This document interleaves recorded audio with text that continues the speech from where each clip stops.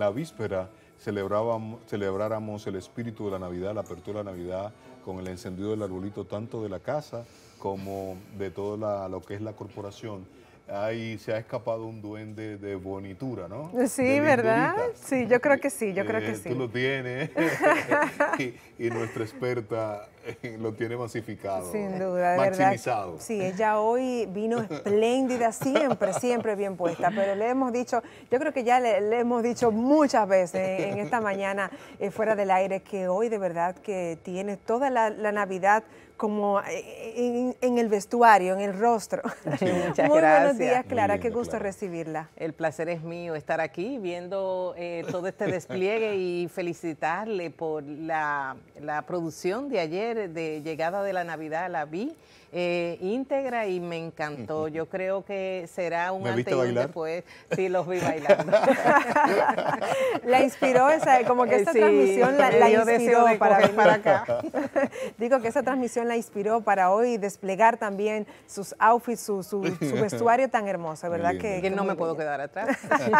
Bueno, Clara, qué gusto que además el segmento de economía que siempre podemos realizar, desarrollar junto a usted, lleva este espíritu de alegría navideño porque es en esta ocasión también con buenas noticias. Y es que nuestro país, gracias a Dios, tiene, según los indicadores, pues un crecimiento económico, una proyección de un buen crecimiento económico. Y precisamente le pregunto, ¿cuáles son los indicadores para que el ciudadano común pueda comprender de dónde se parte para decir entonces que tenemos un crecimiento en nuestra economía?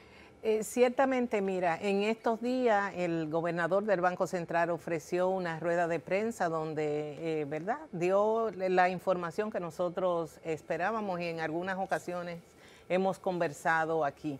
Porque un crecimiento de un 11%, como se proyecta, termine el año 2021, es la suma de acciones concretas que realizó el gobierno central y las autoridades monetarias para llegar a ese punto. Primero, las facilidades de liquidez que fueron ofrecidas desde el 2020 al 2021, es decir, aportar dinero a la economía, inyectar dinero a la economía para que se calentara la economía y el comercio, las empresas, las pymes, los hogares pudieran levantarse de la crisis que dejó sin producción y sin empleo el mundo entero, y la República Dominicana no fue esa excepción. Ese porcentaje de liquidez refleja 215.000 millones que fueron ofrecidos a través de facilidades de liberación del encaje legal y facilidades puntuales de liquidez a las entidades de intermediación financiera. Esto así, también se han introducido algunas reformas estructurales y hay una mayor recaudación. Por tanto, la economía se prevé que termine al cierre del 2021 en un 11%. El Fondo Monetario había proyectado que se estaría cerca de un 9%, pero realmente esto es dinámico. Y la perspectiva son que al cierre del mes de diciembre, o sea, el 31 de diciembre, la economía crezca como porcentaje del PIB en un 11%. Pero eso no es suficiente. Yo quiero destacar un análisis que hace, el primero, por ejemplo, el Bank of America, también las calificadoras de riesgo, Fitch Rating, S&P y Moody's hacen análisis de coyuntura económica de los países donde tienen incidencia. Y ese análisis de coyuntura es importante porque ve y de diferentes perspectivas, no solamente de la perspectiva de nuestros acreedores, se ve cómo nos ven, y esto es importante, cómo nos perciben, qué dicen sus estadísticas. Pues el Banco of America ha planteado que la República Dominicana es la segunda economía de mayor crecimiento en Latinoamérica, y este crecimiento podrá mantenerse en el largo plazo. ¿Por debajo de quién? ¿De Argentina, Chile? Panamá. O Panamá. Panamá, que es un centro comercial, Sí, un gran hombre, sí. hub logístico que si no produce, llegan para producir Claro. debajo de Panamá. Entonces, fíjate que me mencionas esas economías que no son economías emergentes, No. son economías que están en el borde de ser economías desarrolladas, tanto Sí. Brasil como Chile y Argentina. Sí. Bueno, Argentina ahora un poco menos por los niveles de endeudamiento, pero fíjate que nosotros en el mismo trayecto del sol, como tú dices, como tú planteas, estamos en los primeros lugares en el ranking de Bank of America. Pero otra cosa importante que destaca ese informe, de ese análisis de los mercados emergentes, y es que si de continuar las acciones que ha venido emprendiendo el gobierno conjuntamente con las autoridades monetarias, el peso de la deuda, que hoy día se ubica cerca de un 65% del PIB, para el año 2022 pudiera reducirse hasta 50%. Esto es no sé por qué la prensa no ha destacado esta información, que es una información relevante e importante para, digamos, tomar decisión con relación al 2022, los inversores, los inversores locales, los inversores internacionales. Pues, y para el 2023 dice Bank of America en su análisis de mercados emergentes que la deuda con relación al Producto Bruto Interno estaría en 49. O sea que la tendencia 2021, 2022 a 50, 2023 a 49, entonces 2024 tal vez tendríamos un 45, 40%, si se continúan dando las condiciones que hasta ahora se han dado. Es decir, concluyendo un poco, las acciones y las políticas monetarias que se han emprendido han dado los resultados esperados, y esto merece una felicitación, pero también merece este espíritu optimista que tenemos, y que es poderlo transmitir a los grandes, a los empresarios, a las pymes, a los hogares. O sea, no hay nada que temer, a pesar que la tasa de interés de política se incrementó, y esto pudiera, digamos, transmitirse ese efecto a las tasas activas y pasivas de la banca, pero esperemos que se contrarreste con la actividad económica per se.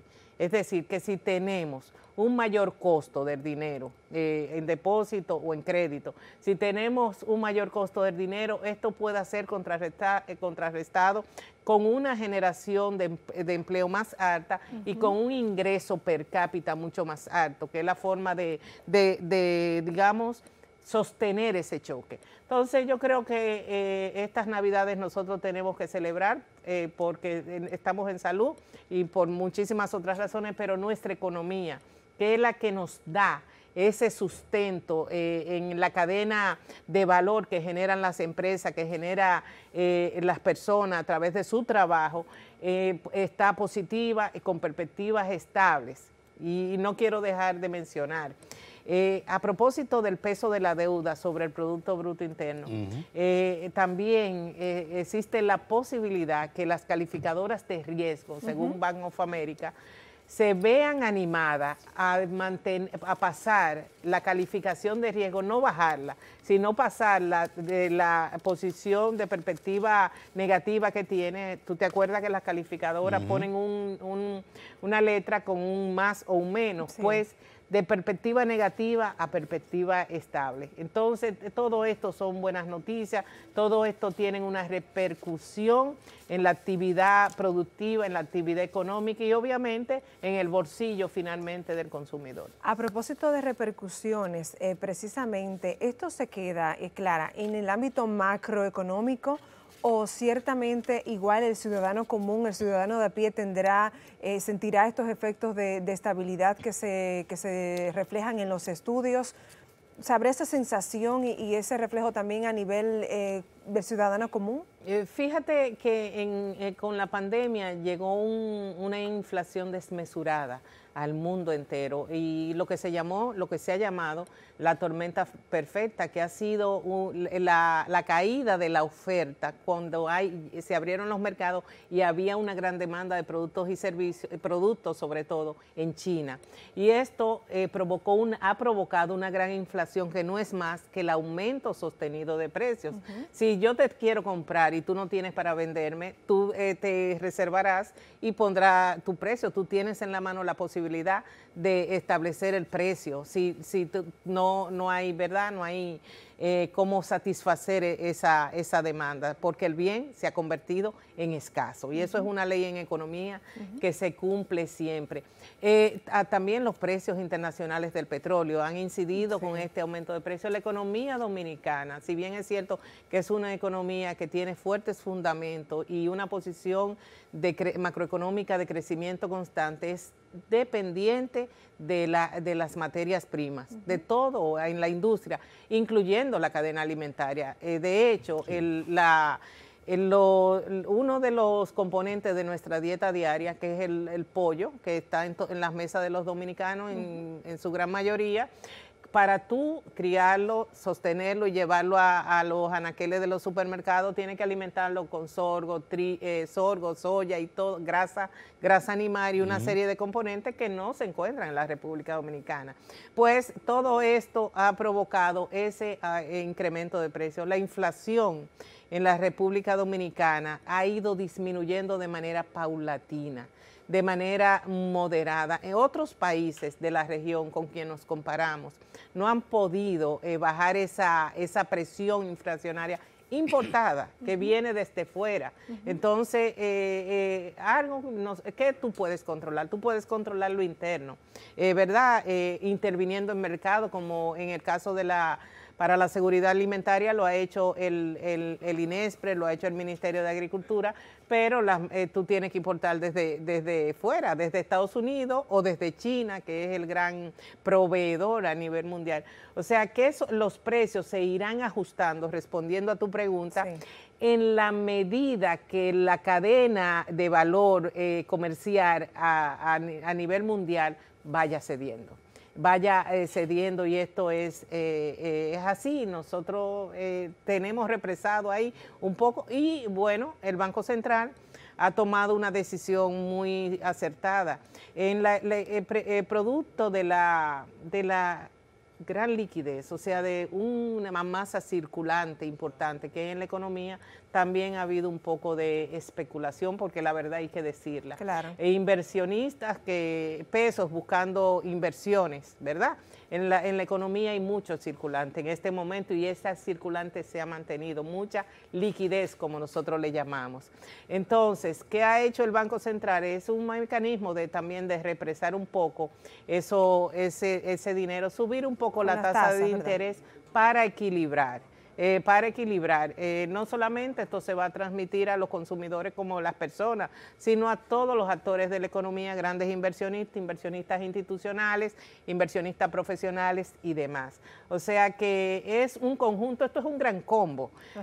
Lo que ha pasado con la pandemia no solamente tiene que ver con la salud, habrá y veremos y leeremos libros y tratados completos de toda esta gestión, este desarrollo de estrategia para poder contener el daño económico que le ha hecho la pandemia al mundo entero. Y la República Dominicana, vuelvo y repito, no es la excepción. Sí, va a ser un referente, porque ya quisiera que pasáramos al tema eléctrico, pero cuando usted se leía en el 20 los informes de CEPAL, que mide la región, ¿no? Y tú conoces eso mejor que nosotros, era gradual, no se pensaba que en el 21 una economía como la dominicana iba a tener esa robustez que exhibe hoy y esa proyección, porque algo que tú dijiste importante, que Clara compartió con nosotros, el advenimiento de inversores internacionales y también locales tiene que ver con la confianza. Oigan el vocabulario.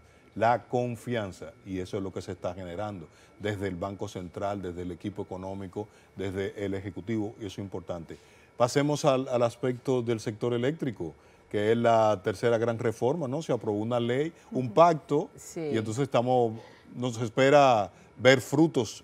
Fíjate que los analistas a nivel de banca de inversión o a nivel de calificadora de riesgo toman muy en cuenta la voluntad política. Aquí hay un clima político y social estable. La voluntad política y la voluntad gerencial de introducir y de poner en marcha las grandes reformas estructurales que necesita el país.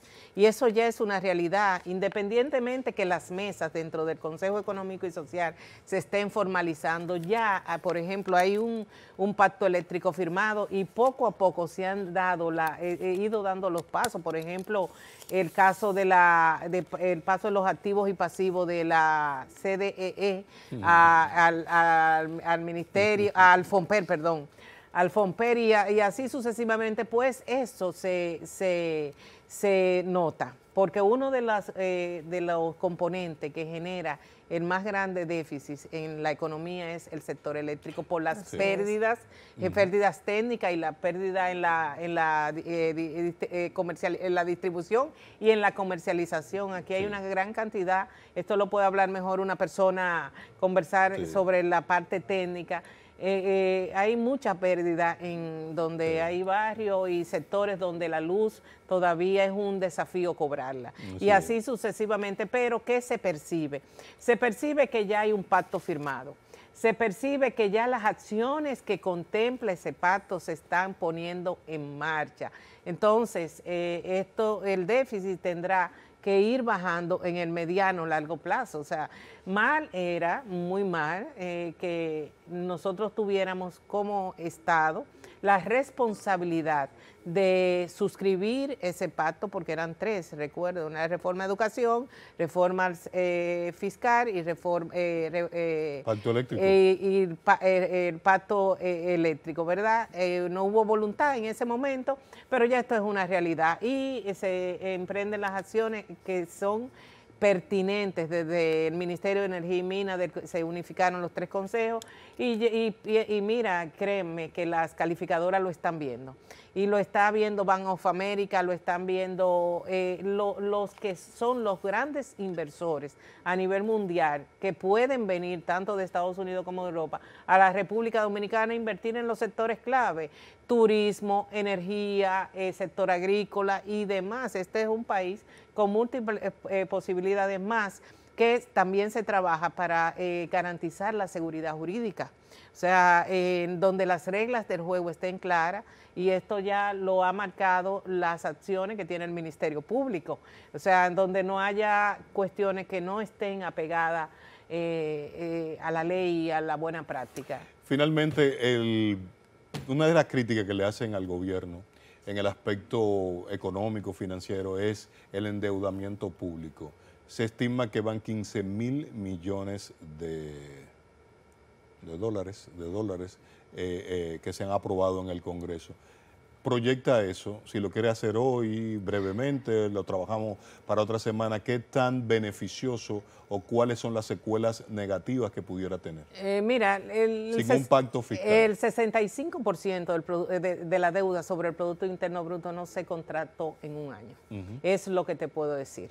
No se contrató en un año. Puede ser que en este año, producto de la emergencia sanitaria, hubo la necesidad de comprar vacunas, hubo la necesidad de habilitar los hospitales y mejorar las condiciones del personal médico, pero ¿dónde beneficia? Cuando tú ese ingreso que tú tienes a nivel de préstamo y un pasivo por pagar, tú lo utilizas correctamente y a través de una racionalización del gasto de inversión y del gasto público. Es decir, invertir en los sectores prioritarios que producen riqueza, que producen empleo y gastar como se gasta de manera racional y de manera ética y honesta. Y lo quiero resaltar eso. Y yo creo que esa es la clave. No hay otra forma, no es lo que tú te endeudes, es para ¿qué haces con lo que tú te endeudas? Sí. Esa es la respuesta. Si quieres lo tratamos en otra, con detalle. Si tú tienes en tu hogar una necesidad de comprar un electrodoméstico y sabes que tú vas a proyectar eso, de dónde lo vas a sacar y no vas a jugar con eso, ¿verdad? Entonces es lo mismo para la economía, esta es la gran casa de todo. Nosotros tenemos ahora una vocación de gastar mejor. Muy bien, es una gestión, ahí Gracias, la gestión Clara. es lo que cuenta, ¿verdad? Sí, una correcta importante. gestión de los fondos y que al final podamos tener las mejores políticas públicas para salir a camino. Clara, muchísimas gracias por siempre acompañarnos con un segmento de economía. Te siguen en las redes sociales como @Econométrica RD. Econométrica RD. Ahí hay información actualizada en aspectos económicos y demás. Clara, perdonen, ya la vamos a despedir. ¿Sabe que me gustaría abordar contigo desde aquel mito de que Trujillo saldó la deuda de esta nación? ¿Cómo se han hecho los presupuestos? Si usted no le pone financiación interna y externa al presupuesto de la nación, es imposible que usted pueda comprar una dosis de vacuna, ni ejecutar un solo proyecto. Dame un segundo para contestarte. Trujillo no saldó la deuda, Trujillo trajo la deuda a territorio dominicano. Es decir, contrató el monto de la deuda en bancos que tenían presencia en la República Dominicana y le saldó a los tenedores de bono, a tenedores o a los banqueros y la trajo a la República Dominicana. Sí. No había forma. Eso hay que desmitificarlo. Sí, que la gente cree que fue que se ¿Cómo saldó, fue? pero no ¿Cómo se fue, saldó la producción? deuda en aquel tiempo. ¿Cómo fue? Teníamos el Banco Central. ¿Cuál es el banco, y verdad? todavía no estaba el Banco. Teníamos como los el Scotiabank, Sí. Bank of Canada. Teníamos un exactamente. americano y un canadiense. Eran dos bancos.